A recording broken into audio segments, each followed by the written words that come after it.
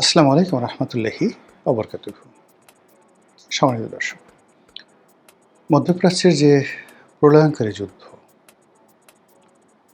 যে যুদ্ধ সারা পৃথিবীকে আতঙ্কগ্রস্ত করে তুলেছিল এবং এ যুদ্ধের প্রতিক্রিয়াতে যা তৈরি হয়েছিল একটি বিশ্বযুদ্ধ এবং একটি তৃতীয় বিশ্বযুদ্ধ, যে সম্ভাবনা তৈরি হয়েছিল, যে আতঙ্ক তৈরি হয়েছিল, সেটি আপাতত নেই। আমেরিকা এবং ইরান একটি ঐতিহাসিক চুক্তি স্বাক্ষর করেছে, সমঝোতামূলক যুদ্ধ বন্ধের চুক্তি, পার্মানেন্ট চুক্তির কয়েকটি ধাপ আছে। প্রাথমিক ধাপটি শুরু হয়ে গেছে সঙ্গে সঙ্গে। তো এই যে পৃথিবী একটা ভয়াবহ যুদ্ধ থেকে রক্ষা পেল, আল্লাহ আমাদের সহযোগিতা করলেন, পৃথিবীবাসীকে রক্ষা করলেন এবং এর ফলে বাংলাদেশের মতো দরিদ্র রাষ্ট্র তারা বেঁচে গেল। আমাদের ফুয়েল ক্রাইসিস, মধ্যপ্রাচ্যে আমাদের শ্রমিক সংকট, শ্রমিক পাঠানো, আমাদের এক্সপোর্ট, আমেরিকার ইকোনমি ধসে পড়ার কারণে আমাদের এক্সপোর্ট যেভাবে ধ্বংস হয়ে যাচ্ছিল, সেই জায়গা থেকে আমরা আবার রিগেইন করতে যাচ্ছি। বাংলাদেশ খুব দ্রুত নতুন কর্মসংস্থান শুরু হবে। ইরান পুনর্গঠন করা থেকে শুরু করে মধ্যপ্রাচ্য পুনর্গঠনে প্রচুর পরিমাণ শ্রমিক দরকার হবে এবং আমাদের সেখানে অ্যাটলিস্ট নতুন করে আরও 20 থেকে 25 লাখ লোকের কর্মসংস্থান হবে। অন্যদিকে আমেরিকাও এখন আর আগের মতো দাম্ভিকতা দেখাবে না। তারা লিবারেল হবে, অনেক বেশি লিবারেল হবে। তাদের বায়াররা, তাদের সবাই, তাদের অ্যাডমিনিস্ট্রেশন সেই লিবারেল একটা অবস্থার মধ্যে আমেরিকার সঙ্গে আমাদের যে কোঅপারেশন, ব্যবসা বাণিজ্য, সেটা বাড়তে থাকবে, এটা মনে হচ্ছে। আর মনে হওয়ার কারণে সবার আগে মহান আল্লাহ রাব্বুল আলামিনের কাছে শুকর গুজার করছি, বলছি আলহামদুলিল্লাহ, রব্বানা লাকাল হামদ হামদান কাসিরান তয়্যিবান মুবারাকান ফিহি। দোয়া করছি, আল্লাহ তুমি এই পৃথিবীকে রক্ষা করো, এই পৃথিবীকে রক্ষা করো, মুসলমানদেরকে রক্ষা করো, পৃথিবীর সমস্ত বিশ্বাসী, সে যে ধর্মের হোক, আল্লাহ তুমি তাদেরকে রক্ষা করো। এই পৃথিবীর যত ভালো মানুষ যারা হয়তো হেদায়েতের পথে আছে, আল্লাহ তুমি তাদেরকে রক্ষা করো এবং একটা যুদ্ধমুক্ত পৃথিবী দাও আমাদেরকে। আমাদের যে জেনারেশন, আমাদের পরবর্তী জেনারেশন, আরও কিয়ামত পর্যন্ত যারা থাকবে, আল্লাহ তোমার নাম যারা নেয়, আল্লাহ তুমি তাদেরকে নিরাপদ রাখো, এই দোয়া করছি। এই যুদ্ধ যখন শুরু হলো, পৃথিবীর সব মানুষ যারা ধর্মকর্ম করেন, ইসলাম ধর্মে বিশ্বাসী, তারা মোরললেস শিয়া সুন্নি বিভেদ ভুলে গিয়ে সবাই দোয়া করেছে আমেরিকার জন্য, ইরানের জন্য, এবং ইসরায়েল এবং আমেরিকার জন্য সবাই অভিসম্পাত করেছে। আর যারা ইতিহাস জানেন তারা সবাই বলেছে এই যুদ্ধে আমেরিকা পরাজিত হবে। এবং যারা এই সমস্ত কথাবার্তা বলেছেন, আমি ক্ষুদ্র মানুষ, কিন্তু তারপরেও আমি কথাগুলো বলেছি। ইরান নিয়ে আমার যে পড়াশোনা, সেই পড়াশোনাতে যখন ইরানের প্রথম ডাইনেস্টি শুরু হলো, প্রথমত এখানে একটা সভ্যতা তৈরি হয়েছে। আপনারা জানেন যে ব্যাবিলন সভ্যতা, মেসোপটেমিয়া সভ্যতা, আশেরীয় সভ্যতা, এই সভ্যতাগুলো এমন একটা সময় তৈরি হয়েছে যখন আসলে ইতিহাস লেখা হয়নি। তখন থেকে এই সভ্যতাগুলো তৈরি হয়েছে এবং সেই সভ্যতার সঙ্গে সঙ্গে কন্টেম্পোরারি, ব্যাবিলন, আশিরীয় এবং যাকে বলা হয় সেমেটিক জাতিগোষ্ঠীর গঠন এবং সভ্যতা, এই সবই কিন্তু ইরান কেন্দ্রিক।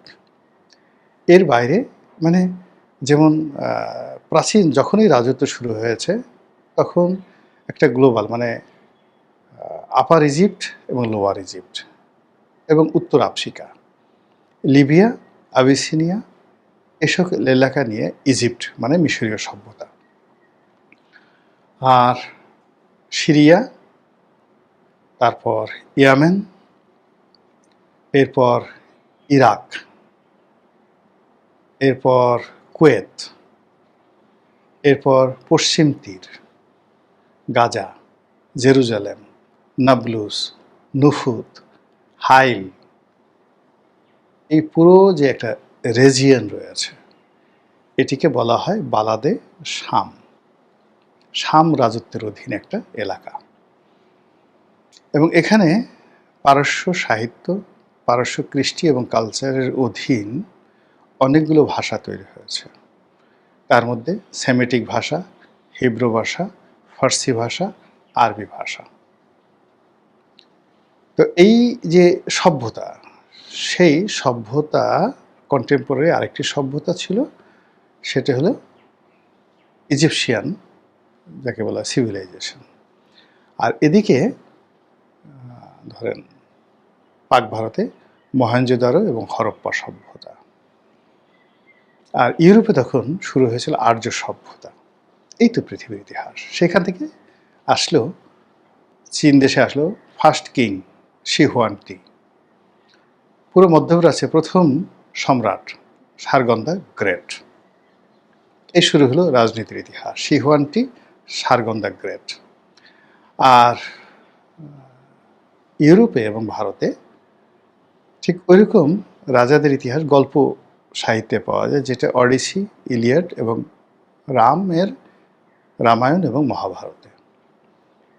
কিন্তু ওই সমসাময়িক কালে, অর্থাৎ যখন সারগন দ্য গ্রেট ছিল, শি হুয়ানটি ছিল, ঠিক ওই সময়টাতে ভারতের যে রাজত্ব এবং রাজনীতি বা ইউরোপের রাজত্ব বা রাজনীতি, তার কোনো লিখিত ইতিহাস নেই, কিন্তু ওদের ইতিহাস আছে। পারস্যের ইতিহাস প্রথম আমরা যেটা জানতে পারি সেটা হলো হিরোডোটাসের লেখার মাধ্যমে, এবং দ্যাট ওয়াজ ইন্ট্রোডিউস বাই যাকে বলা হয় সাইরাস দ্য গ্রেট, যাকে দ্বিতীয় সাইরাস বলা হয়। তো সাইরাস দ্য গ্রেট খ্রিস্টের জন্মের 550 বছর আগে তার আবির্ভাব হয়, মানে আজ থেকে 2500 বছর আগে বা 2600 বছর আগে। তো তখন থেকে এই জাতিটি আজকে পর্যন্ত অজেয়। তখন থেকে এই জাতিটি ইতিহাসের অন্তত মোর দ্যান 1000 ইয়ার্স, 1000 বছর ধরে কখনো টানা, কখনো বিভিন্ন শেইবে সারা পৃথিবী ডমিনেট করেছে।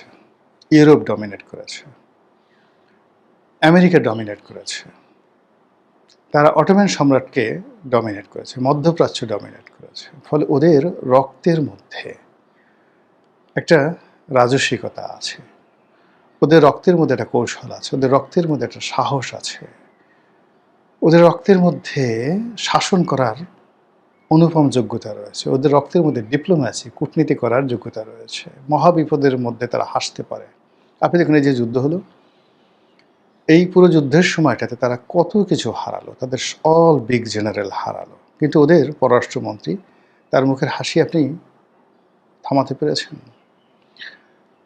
একেবারে শেষ সময় পর্যন্ত ওদের ধর্মীয় নেতা আয়াতুল্লাহ আলী খামেনি কিংবা তার পুত্র মোস্তফা খামেনি, আপনি তাদের বক্তব্য বন্ধ করতে পেরেছেন?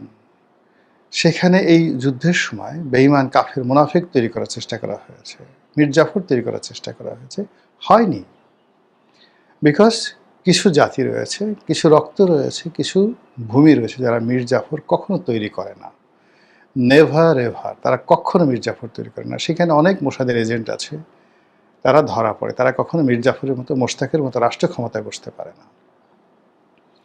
ওখানে যারাই আসে, সেটা ইভেন রেজা শাহ পাহলভীর মতো লোক যখন আসে, তাদের প্রথম থাকে ইরানিয়ান ডাইনেস্টি, ইরানিয়ান জাতীয়তাবাদ। তো এই জাতিকে আসলে কেউ দাবিয়ে রাখতে পারে না। অন্যদিকে সেই তুলনায় যদি আপনি আমেরিকার ইতিহাস ধরেন, as a student of history, as a student of philosophy, political philosophy, তো সেই দিক থেকে আসলে আমেরিকার যে ইতিহাস, সেই ইতিহাসটা তারা আসলে একটা সুযোগ পেয়ে গেছে, প্রকৃতির একটা সুযোগ। The geography, the world politics, the environment, সব মিলিয়ে তারা একটা সুযোগ পেয়েছে। সেই সুযোগের সদ্ব্যবহার করে তারা এখনও পর্যন্ত লিজেন্ডারি, মানে তাদের সৃষ্টি থেকে এখন পর্যন্ত তাদের নিজের দেশে ওয়াশিংটন তৈরি হয়েছে, তাদের নিজের দেশে John F Kennedy, Abraham Lincoln তৈরি হয়েছে, অনলি ফর দেয়ার টেরিটরি। কিন্তু বাকি দুনিয়ার জন্য উদাহরণ তৈরি করার মতো তাদের একজন সম্রাট দারায়ুস, তাদের একজন সম্রাট জাকশেস, তাদের একজন সম্রাট যাকে বলা হয় সুলেমান দ্য ম্যাগনিফিসেন্ট, তাদের মধ্যে ফ্রান্সের সম্রাট শার্লিমেন, তাদের মধ্যে এলিজাবেথ, প্রথম এলিজাবেথ, এরকম একজন বিশ্ব মানব আমেরিকার ইতিহাসে তৈরি হয়নি, যে কিনা তাদের ভূখণ্ডের বাইরে গিয়ে পৃথিবীর জন্য কিছু একটা করেছেন। কিন্তু আপনি যদি নেপোলিয়নকে ধরেন, জুলিয়াস সিজারকে ধরেন, আপনি যদি হানিবলকে ধরেন, আপনি যদি ওই যে পারস্যের যাদের নাম বললাম তাদের ধরেন, ইবনে মুহাম্মদ রাসূলুল্লাহ সাল্লাল্লাহু আলাইহি সাল্লামের জামানাতে, তার জন্মের সময়টাতে যিনি পারস্য সম্রাট ছিলেন নাউশেরওয়া, কিংবা পারস্যের অন্যান্য যে সকল মহামানব ছিলেন, তারা শুধুমাত্র পারস্যের জন্য করেনি, দুনিয়ার জন্য করেছেন, সারা ওয়ার্ল্ডের জন্য করেছেন। তো যে জাতি হাজার হাজার বছর ধরে পৃথিবীর জন্য কাজ করে, পৃথিবীর উন্নয়ন ঘটায়, নিজের জাতির উন্নয়ন ঘটায়, দেশের উন্নয়ন ঘটায়, সে জাতিকে কখনই কোনো আর্টিফিশিয়াল ইন্টেলিজেন্স দিয়ে, কোনো হাইব্রিড নেশন দিয়ে কখনই তাদেরকে দমন করা যায় না। এই আমার ইতিহাসের জ্ঞান, এই জ্ঞান থেকে আমি একেবারে শতভাগ নিশ্চিত ছিলাম যে এখানে ইরান জয়লাভ করবে।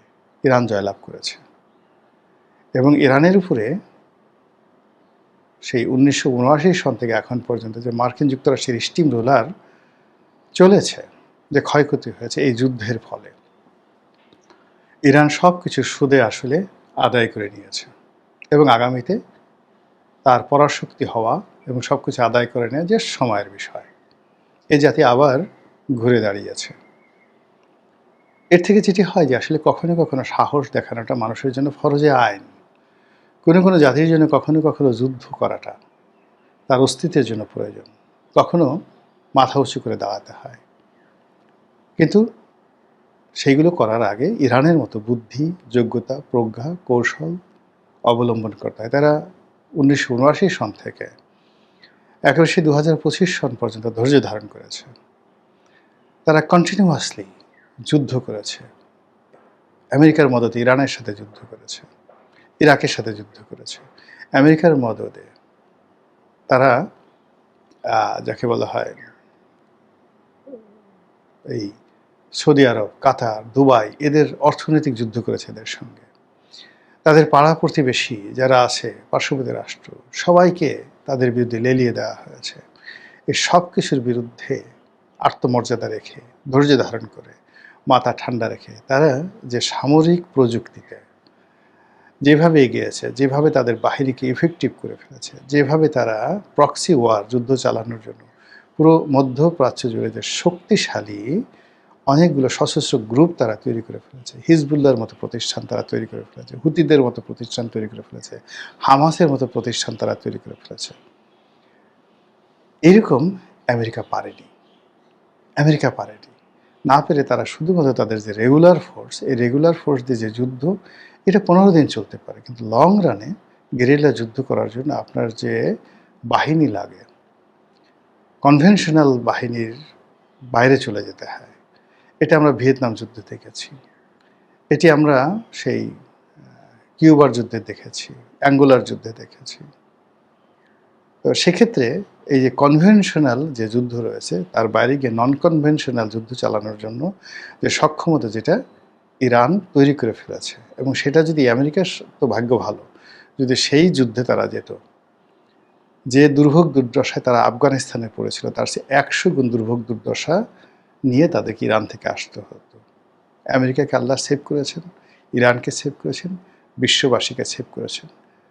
আল্লাহর কাছে প্রার্থনা, আল্লাহ এই যুদ্ধের ফলে ওদের যা ক্ষয়ক্ষতি হয়েছে এগুলো কাটিয়ে দিন। আর তার সঙ্গে সঙ্গে আমাদের ক্ষতি হয়েছে, ইউক্রেনের যুদ্ধ এবং আমেরিকার যুদ্ধ আমাদের অনেক সর্বনাশ করে ফেলেছে, আমাদের ব্যবসা বাণিজ্যের 12টা বেজে গেছে। এই যে পরিবর্তিত বিশ্ব, পরিবর্তিত পরিস্থিতি, এখান থেকে আমাদের দেশের স্বার্থ আদায় করা, স্বার্থ সংরক্ষণ করা, এবং এই সুযোগটি, যুদ্ধোত্তর একটি পৃথিবীতে যে সুযোগ তৈরি হয়েছে, এই সুযোগটি কাজে লাগানোর জন্য যে দক্ষ অভিজ্ঞ লোকজন রয়েছেন, কেউ হয়তো দেশে আছেন, কেউ হয়তো দেশের বাইরে আছেন, কেউ হয়তো অন্য দেশে আছেন, সবাই যৌথভাবে আমরা সরকারের সঙ্গে হাতে হাত মিলিয়ে, কাঁধে কাঁধ মিলিয়ে, রাজনৈতিক দলের সাথে কাঁধে কাঁধ মিলিয়ে, রাজনৈতিক বিভেদ ভুলিয়ে এই সুযোগটাকে যদি আমরা কাজে লাগাতে পারি, 1 থেকে 1.5 বছরের মধ্যে বাংলাদেশ বুমিং হয়ে যাবে, আনবিলিভেবলি বুমিং হয়ে যাবে। আল্লাহ আমাদের সবাইকে হেদায়েত দান করুন, হেফাজত করুন। আসসালামু আলাইকুম ওয়া রাহমাতুল্লাহি ওয়া বারাকাতুহু।